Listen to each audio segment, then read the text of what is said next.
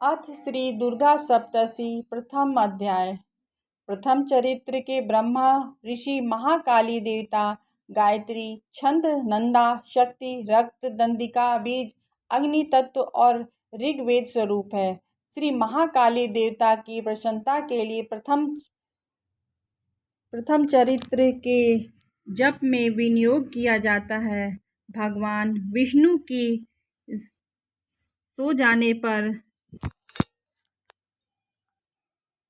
प्रथम चरित्र के ब्रह्मा ऋषि महाकाली देवता गायत्री छंद नंदा शक्ति रक्त दंतिका बीज अग्नि तत्व ऋग्वेद स्वरूप श्री महाकाली देवता की प्रसन्नता के लिए प्रथम चरित्र के जप में विनियोग किया जाता है।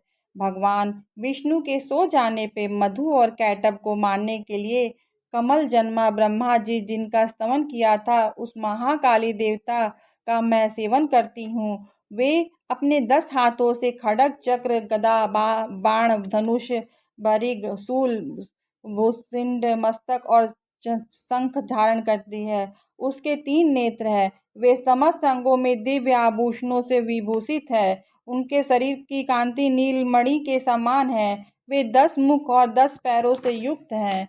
मार्कंडेय जी ने बोले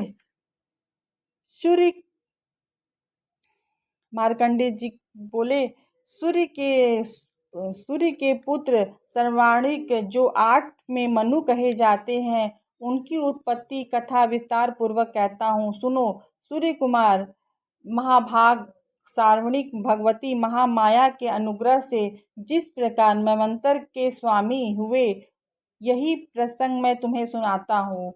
पूर्व काल की बात है। स्वारोचिस मन्वंतर की सूरत नाम के एक राजा थे जो चैत्र वंश में उत्पन्न हुए थे।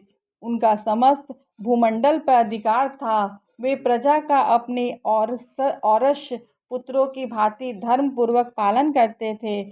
तो भी उनका समय कोल विंध्यवासिनी नामक क्षत्रिय उसके शत्रु हो गए। राजा सूरत की दंडनी बड़ी प्रबल थी। उनका शत्रुओं के साथ संग्राम हुआ। यद्यपि कोल विंध्यवासिनी संख्या में कम थे तो भी राजा सूरत युद्ध में उनको परास्त किए। तब वे युद्ध भूमि में अपने नगर को लौट आए। केवल अपने देश के राजा होकर रहने लगे, किंतु वहां भी उन प्रबल शत्रुओं ने उनका महाभाग राजा सूरत पर आक्रमण कर दिया।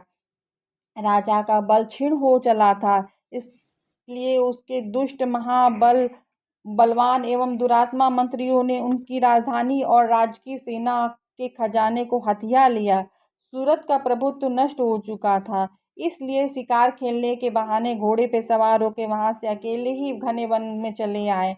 वहां उन्होंने विप्रवर मेधा मुनि का आश्रम देखा और कितने ही हिंसक जीव परम शांत भाव से वहां रह के मुनि के बहुत से शिष्य उनको शोभा बढ़ा रहे थे।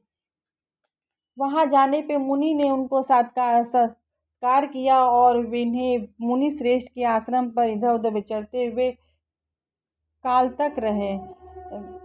कुछ काल तक रहे। फिर ममता से आकृष्टचित होकर वहां इस प्रकार चिंता करने लगे, पूर्व काल में मेरे पूर्वज जाने कौन सा पाल किया था, वही नगर आज मुझसे रहित हो गया। पता नहीं मेरे दुराचारी भृत्यगण उनकी धर्म पूर्वक रक्षा करते हैं या नहीं। जो सदा मद की वर्षा करने वाला और शूरवीर था वह मेरा प्रधान हाथी अब शत्रुओं के अधीन हो गया है। न जाने किस भाग वो भोगों को भोगता होगा। जो लोग मेरी कृपा और धन और भोजन पाने की से सदा मेरे पीछे पीछे चलते थे वे निश्चित ही अपने दूसरे राजाओं के अनुसरण करते होंगे। वह अपव्यय की लोगों के द्वारा सदा खर्च होते रहने के कारण अत्यंत कष्ट से जमा किया हुआ मेरा वह खजाना भी खाली हो जाएगा। ये तथा और भी कई बातें राजा सूरत के मन में निरंतर चल रही थी।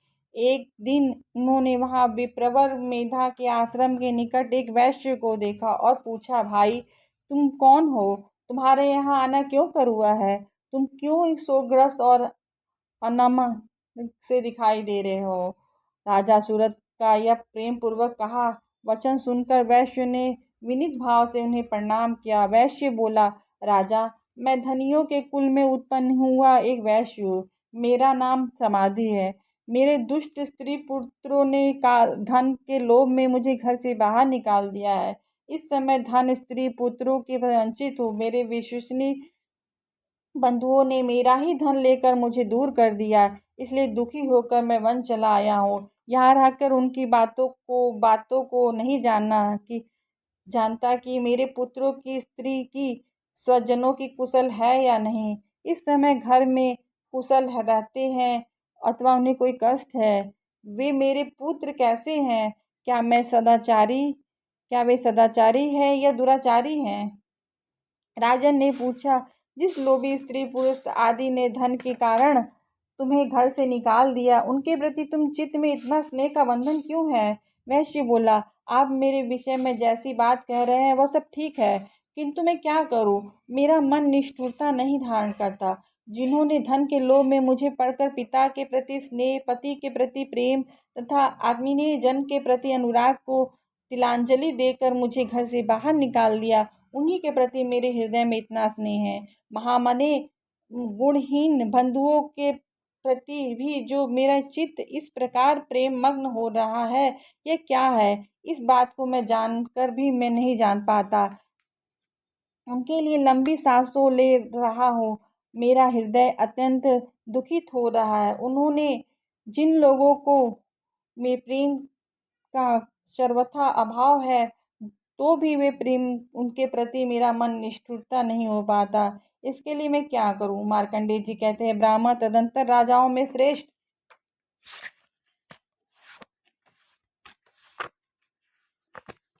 सूरत और वह समाधि नामक वैश्य दोनों साथ साथ मेधा मुनि के सेवा में उपस्थित हुए। उन्होंने साथ यथा योग्य न्यायकुल विनय पूर्ण बर्ताव करके बैठे। तत्पश्चात वैश्य राजन ने कुछ वार्तालाप आरंभ किया।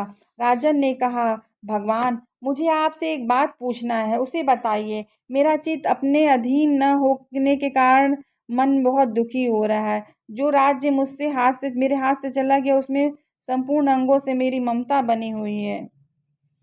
मुनिश्रेष्ठ, यह जानते हुए भी कि अब वह मेरा नहीं है, अज्ञानियों की भांति मुझे उसके लिए दुख हो रहा है। यह क्या है? इधर वैश्य भी अपने घर से अपमानित होकर आया है, इसके पुत्र स्त्री और वृत्तियों ने इसे छोड़ दिया है, स्वजनों ने भी इसका परित्याग कर दिया है, तो भी ये उनके प्रति अत्यंत हार्दिक स्नेह रखता है। इस प्रकार तथा हम दोनों ही बहुत दुखी हैं।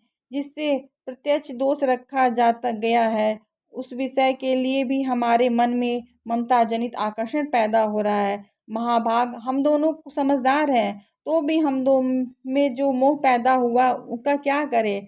विवेकशूल पुरुष की भांति मुझ में इसमें भी वह मूर्ता प्रत्यक्ष दिखाई देती है। ऋषि बोले, महाभाग, विषय मार्ग का ज्ञान सब जीवों को है। इस प्रकार विषय भी सबके लिए अलग अलग है। कुछ प्राणी दिन में नहीं देखते, दूसरे रात में नहीं देखते, तथा कुछ जीव ऐसे भी हैं जो रात्रि के बराबर देखते, दिन और रात में बराबर देखते हैं। यह ठीक है कि मनुष्य समझदार होते हुए केवल उसमें ऐसे ही नहीं होते, पशु पक्षी और मृग आदि सभी समझदार होते हैं। मनुष्यों की समझ भी वैसी ही होती है जैसी उन्हें मृग और पक्षियों की होती है, तथा जैसे मनुष्यों की होती है वैसे ही मृग पक्षी आदि की भी होती है, तथा अन्य बातों को भी ये प्रायः दोनों समान ही है। समझ होने पर भी इन पक्षियों को तो देखो, स्वयं भूख से पीड़ित होकर मोहवश बच्चियों को चोंच में कितने चाव से उसके अन्न डालते हैं। नर श्रेष्ठ है, क्या वह तुम नहीं देखते कि मनुष्य समझदार होते हुए भी लोग बस अपने किए हुए उपकार का बदला पाने के लिए पुत्रों की अभिलाषा रखते हैं? यद्यपि उन सब में समझ की कमी नहीं, तथापि वह संसार की स्थिति बनाए रखने वाली भगवती महामाया के प्रसाद द्वारा ममता में भंवर से युक्त मोह के गहरे गर्त में गिराए गए हैं। इसलिए इसमें आश्चर्य नहीं करना चाहिए। जगदीश्वर भगवान विष्णु की योग निद्रा स्वरूपा भगवती महामाया, उन्हीं के से यह जगत मोहित हो रहा है। वे भगवती महामाया ज्ञानेंद्रियों में अपने चित्त बलपूर्वक खींचकर मुंह में डाल देती है। वे ही इस संपूर्ण चराचर जगत की सृष्टि करती है। वे ही प्रसन्न होने पर मनुष्यों को मुक्ति के लिए वरदान देती है। वे ही परा विद्या, संसार बंधन और मोक्ष की हेतु भूता सनातनी देवी तथा संपूर्ण ईश्वरी की अधीश्वरी है। राजा ने पूछा, भगवान, इसमें आप महामाया कहते हैं, वे देवी कौन है? ब्राह्मण, उसका आविर्भाव कैसे हुआ है तथा उनके चरित्र और कौन कौन है?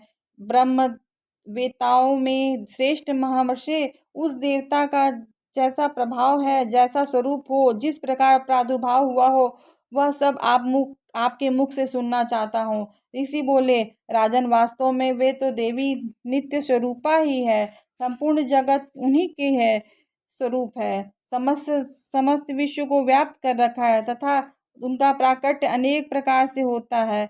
वह मुझसे सुनो। यद्यपि नित्य और जन्मा है, तथापि देवताओं के कार्य से सिद्धि करने के लिए प्रकट होती है। उस समय लोक में उत्पन्न हुई कहलाती है।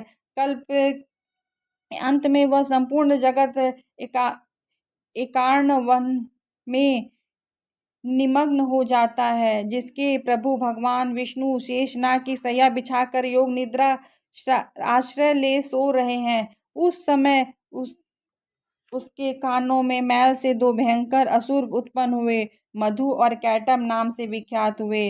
वे दोनों ब्रह्मा जी वध करने के लिए तैयार हो गए।